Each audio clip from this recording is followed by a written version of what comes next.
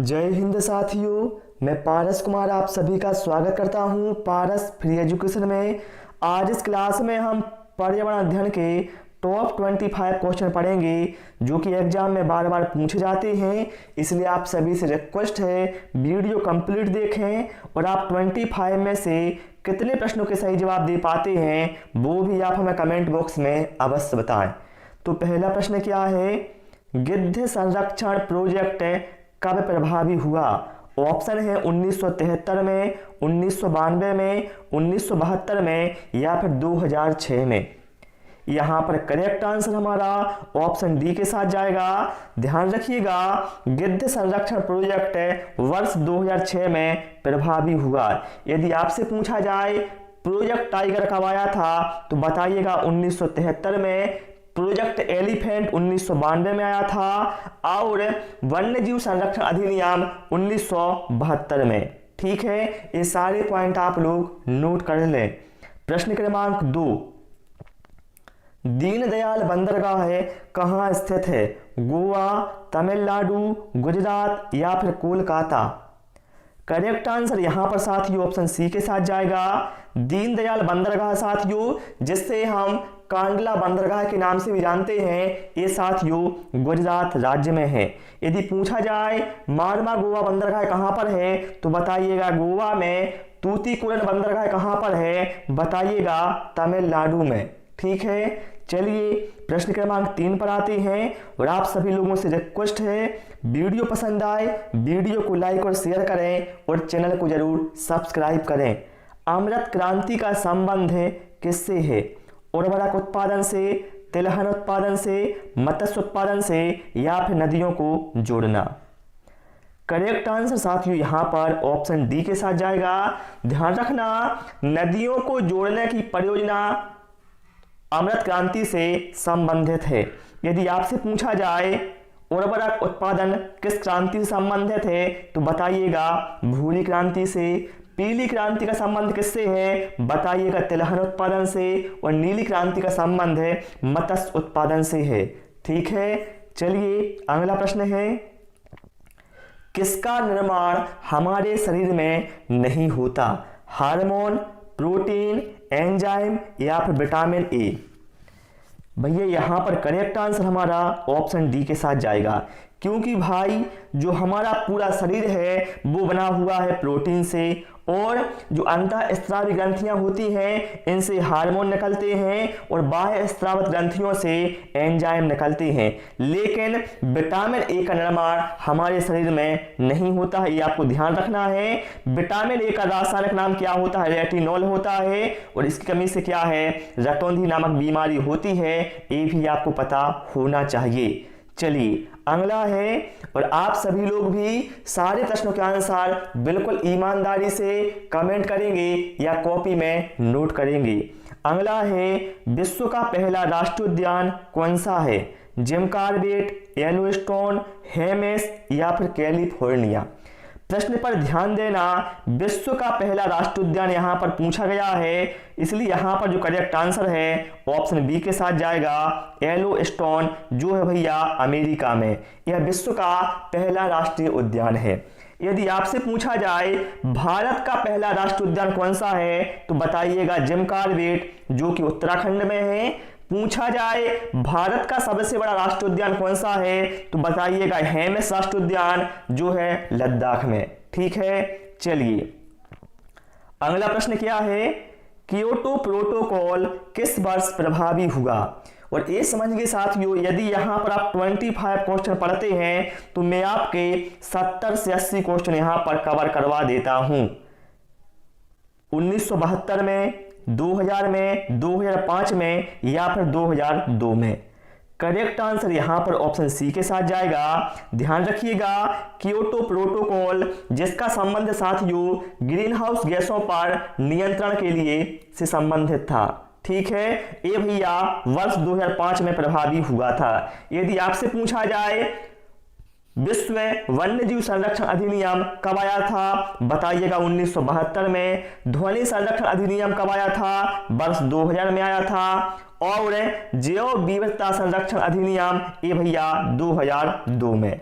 ठीक है, चलिए अगला है, किस राज्य को 5 नदियों की भूमि के उपनाम से या के रूप में जाना जाता है? केरल, पंजाब, महाराष्ट्र या फिर राजस्थान?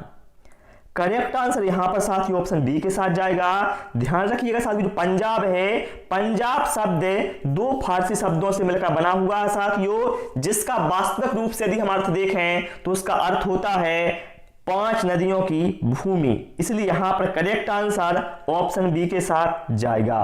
ठीक है, अगला प्रश्न क्या है, फ्रियान के बाद सबसे अधिक ओजोन परत को कौन हानि पहुंचाता है? मीथेन, नाइट्रोजन डाइऑक्साइड, ब्यूटेन या फिर सल्फर डाइऑक्साइड? करेक्ट आंसर यहां पर साथियों ऑप्शन बी के साथ जाएगा। ध्यान रखिएगा साथियों कि नाइट्रोजन डाइऑक्साइड, आप लोग ध्यान रखना साथियों, नाइट्रोजन ऑक्साइड और हाइड्रोकार्बन जब तीखी धूप के साथ प्रतिक्रिया करते हैं तो यह ओजोन प्रदूषक कणों का निर्माण करते हैं। ठीक है, इसलिए यहां पर करेक्ट आंसर हमारा ऑप्शन बी के साथ जाएगा। ध्यान रखिएगा, ओजोन परत समताप मंडल में पाई जाती है और ओजोन संरक्षण दिवस 16 सितंबर को मनाया जाता है, ये भी आपको पता होना चाहिए। चलिए अगला है, हाथी उत्सव प्रतिवर्ष कहां मनाया जाता है? कोच्चि, अजमेर, जयपुर या फिर मेरठ? यहां पर करेक्ट आंसर हमारा ऑप्शन सी के साथ जाएगा। ध्यान रखेंगे आप सभी, हाथी उत्सव प्रतिवर्ष राजस्थान के जयपुर में मनाया जाता है।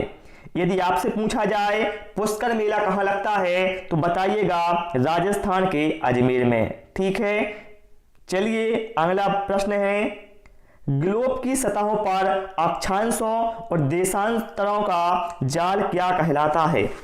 जोन, गोरे, ग्रिड या फिर कटिबंध? साथियों ये हमारा ग्लोब है साथियों, जो इस तरह से लाइन होती है साथियों, इन्हें हम कहते हैं देशांतर रेखाएं। ठीक है, जो खड़ी होती हैं, और इस तरह से साथियों जो ऐसी लाइन होती हैं इन्हें हम कहते हैं अक्षांश। ठीक है, तो साथियों जो अक्षांश और देशांतरों का ये जो जाल है इसे कहा जाता है ग्रिड। इसलिए यहां पर करेक्ट आंसर ऑप्शन सी के साथ जाएगा। यदि आपसे पूछा जाए 2 देशांतर रेखाओं के बीच की दूरी को क्या कहा जाता है तो बताइएगा गोरे, और 2 अक्षांशों के बीच की दूरी को क्या कहा जाता है तो बताएंगे जोन। ये सारे पॉइंट आप लोग नोट करते जाएं भाई, क्योंकि यहां से एग्जाम में क्वेश्चन पूछे जाते हैं। अगला प्रश्न है, इसलिए साथियों हमेशा और हमेशा मैं आपको जो ऑप्शन दिए रहते हैं सभी की जानकारी देता हूं, जिससे आपके सारे कॉन्सेप्ट क्लियर हो जाएं और कोई नया क्वेश्चन बनता है तो वो भी आपका क्लियर हो जाए। अगला है, भारत का सर्वाधिक वनों प्रतिशत की दृष्टि से कौन सा राज्य है? उत्तर प्रदेश, मिजोरम, मध्य प्रदेश या फिर मणिपुर?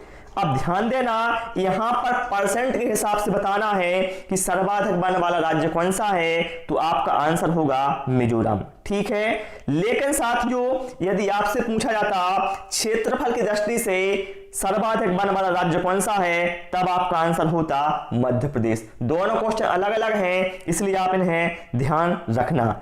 चलिए प्रश्न क्रमांक 12 पर आते हैं, जब चंद्रमा पृथ्वी से अधिकतम दूरी पर होता है तो कौन सी स्थिति बनती है? युति, वियुति, उपभू या फिर अपभू? भाई मेरे हम सभी जानते हैं, देखिए यहां पर क्या है, चंद्रमा पृथ्वी से अधिकतम दूरी पर भैया होगा तो बनेगा अपभू की स्थिति। ठीक है, लेकिन यदि आपसे पूछा जाए जब न्यूनतम दूरी पर होगा तो कौन सी स्थिति बनेगी तो बताइएगा उपभू। और ध्यान रखिएगा पृथ्वी का एकमात्र उपग्रह चंद्रमा है, ये भी आपको पता होना चाहिए। अगला है, प्राकृतिक रबड़ के उत्पादन में अग्रणी राज्य कौन सा है? केरल, मध्य प्रदेश, राजस्थान या फिर उत्तर प्रदेश? करेक्ट आंसर यहां पर ऑप्शन ए के साथ जाएगा। ध्यान रखिएगा प्राकृतिक रबड़ के उत्पादन में नंबर 1 क्या है? केरल राज्य, जिसे हम मसालों का बगीचा भी कहते हैं, और यहां पर साथियों शांत घाटी भी स्थित है, ये भी आपको पता होना चाहिए। और सोयाबीन और दालों में नंबर 1 है मध्य प्रदेश और राजस्थान है सरसों में। ठीक है, चलिए अगला प्रश्न क्या है, इनमें से कौन सा उत्सव सिक्किम में मनाया जाता है? लोसांग, युगादि, पोंगल या फिर ओणम? करेक्ट आंसर यहां पर ऑप्शन ए के साथ जाएगा। ध्यान रखिएगा जो लोसांग उत्सव है साथियों यह सिक्किम में मनाया जाता है। पूछा जाए आपसे ओणम कहां मनाया जाता है तो बताइएगा केरल में, और पोंगल तमिलनाडु और आंध्र प्रदेश में मनाया जाता है। ठीक है, चलिए अगला प्रश्न क्या है, महादेव पहाड़ियां किसका भाग हैं? सतपुड़ा का, विंध्य का, पश्चिमी घाट का या फिर इनमें से कोई नहीं? करेक्ट आंसर यहां पर ऑप्शन ए के साथ जाएगा। जो महादेव पहाड़ियां हैं साथियों जो कि ये सतपुड़ा का भाग है। यदि पूछा जाए सतपुड़ा की सबसे ऊंची चोटी कौन सी है तो वहां पर आपका आंसर होगा धूपगढ़। ये कई बार एग्जाम में पूछा गया प्रश्न है। ठीक है, और जो पचमढ़ी है साथियों जो कि बहुत ही फेमस पर्यटन स्थल है वो भी भैया इसी पहाड़ी पर है, ये भी आपको ध्यान रखना है। ठीक है, अगला है हीराकुंड बांध किस नदी पर बना हुआ है? गोदावरी, महानदी, कावेरी या फिर कोसी? भैया मेरे हीराकुंड बांध जो कि भैया उड़ीसा में है ये भैया महानदी पर बना हुआ है। ठीक है, यदि आपसे पूछा जाए उड़ीसा का शोक किसे कहा जाता है तो बताइएगा महानदी को। बिहार का शोक किसे कहा जाता है बताइएगा कोसी को। पूछा जाए अर्धगंगा किसे कहा जाता है बताएंगे कावेरी को, और वृद्धगंगा कहा जाता है गोदावरी को। ये सारे पॉइंट आप लोग नोट करते जाएं। ठीक है, चलिए अगला है विश्व पर्यटन दिवस कब मनाया जाता है? 27 सितंबर को, 5 दिसंबर को, 9 अक्टूबर को या फिर 10 दिसंबर को? करेक्ट आंसर यहां पर ऑप्शन ए के साथ जाएगा। विश्व पर्यटन दिवस साथियों यह 27 सितंबर को मनाया जाता है। ठीक है, यदि आपसे पूछा जाए विश्व मृदा दिवस कब मनाया जाता है तो बताइएगा 5 दिसंबर को। विश्व डाक दिवस कब मनाया जाता है? 9 अक्टूबर को। विश्व मानवाधिकार दिवस कब मनाया जाता है? 10 दिसंबर को।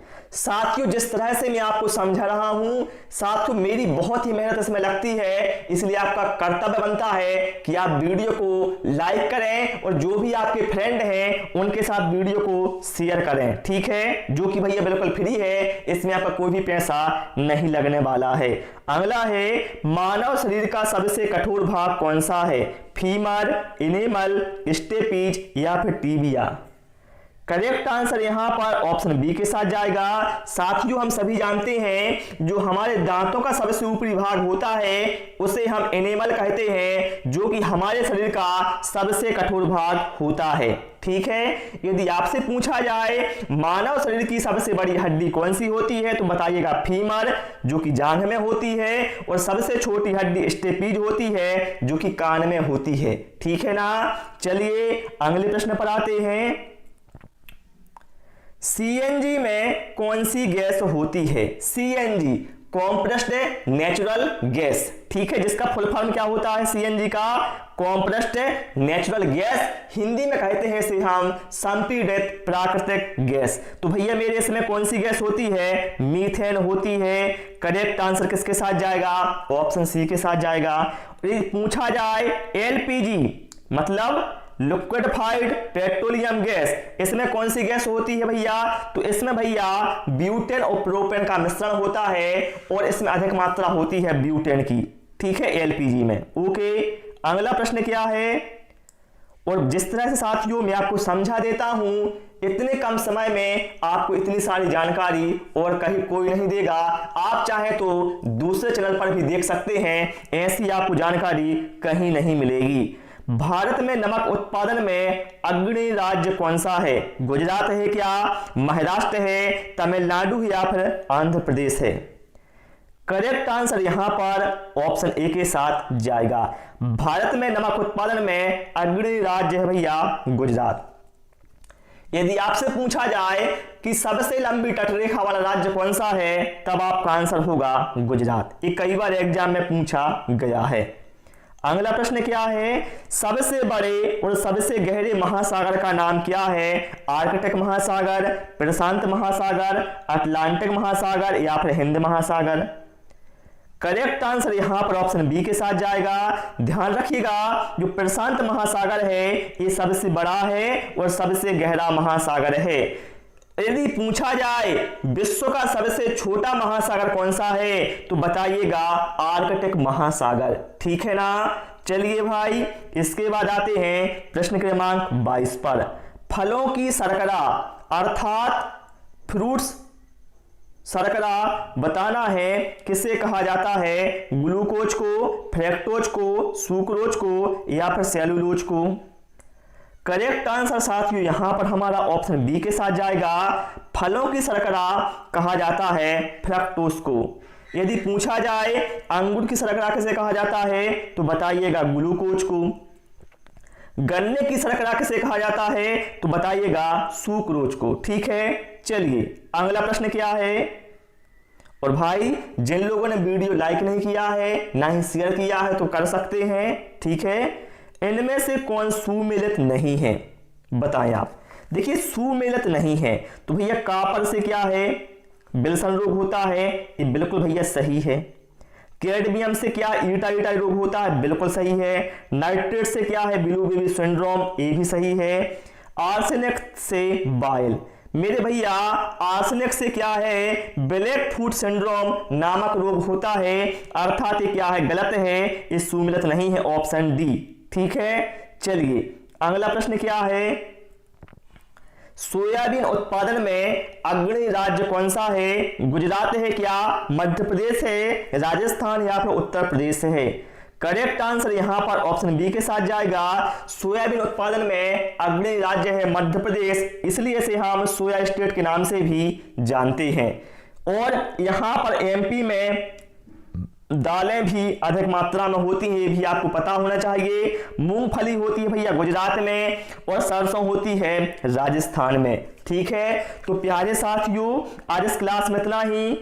उम्मीद है आपको क्लास पसंद आई होगी। Thanks for watching this video.